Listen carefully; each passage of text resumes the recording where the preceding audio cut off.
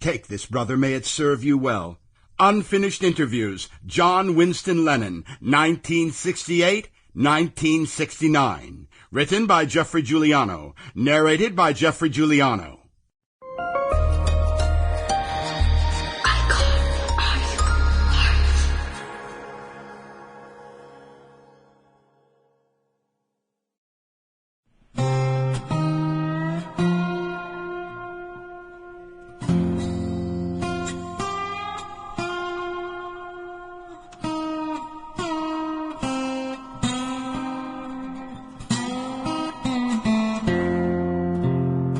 For all the heady heights he reached as a Beatle, John Lennon was an intensely human being.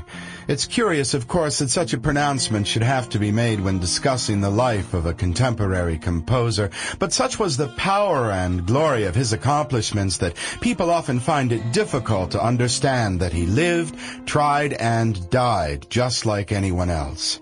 There was, of course, significant magic to the man, which was far more deeply rooted in his rather ordinary suburban upbringing than any mischief he got up to later with LSD, the Maharishi, and the notorious Yoko.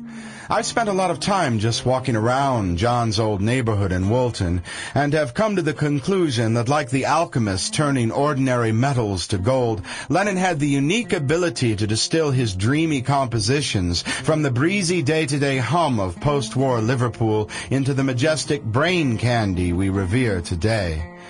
Standing for a minute by the shops on Penny Lane, the big red buses rush by, filled even today with tweedy-looking characters right out of an old 1930s J. Arthur Rank film. The suburban skies are indeed still mightily blue, with huge powder-puff clouds which roll by in an almost imperceptible parade. The little children, too, look especially mythical with their round faces, big sad eyes, and pale skin. The fact is, it's difficult to believe that anything has really changed much since a teenage John roamed the Allerton golf course, strumming his old acoustic on his way to Paul's, or sunk down in the long willowy grass in a vacant lot off Blomfield Road for a secret make-out session with buxom first girlfriend Barbara. Of all the places I'll remember in Lennonland, Strawberry Fields is definitely not only the most obviously mystical, but so clearly a place of great inspiration and respite for the young, often lonely John. Like Mike McCartney told me many years ago on a whirlwind trip to the Holy Land on assignment for my first book, the Beatles are Liverpool, and Liverpool is the Beatles.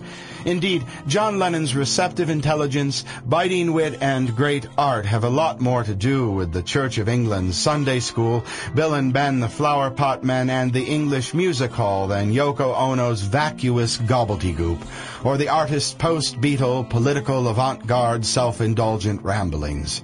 Even today, outside St. Peter's Church in Woolton Village, where John first met Paul, is a large sandstone monolith, thick at the bottom, then tapering off into eternity, which is inscribed only peace.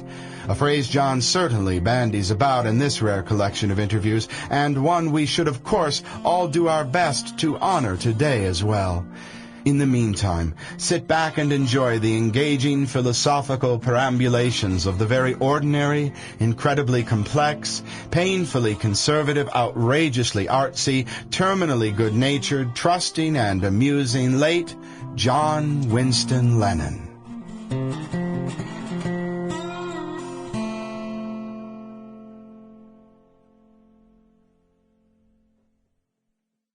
That was fine. I didn't actually have a family glue around the television because I only really lived with an auntie, and we didn't get a TV till I was going out and didn't really watch it. But I mean, it was going on all around me. When I saw the rehearsal of it, I got quite emotional, as if I'd written it. I mean, I knew in my heart of hearts who was who and what the book was saying, but not enough. I was too involved with it when it was written, and any criticism it had was either just rubbish or still only writing about what was on the paper. So it took something like this to happen to make me see what I was about then. Well, I mean, that's all I ever heard, didn't I? Yeah. I mean, you go home. Comic books, your church, your classic comics, Dinos, your school. Your school, your pub, and your TV, and your radio. No, because up till then, it hadn't hit me. Sample complete. Ready to continue?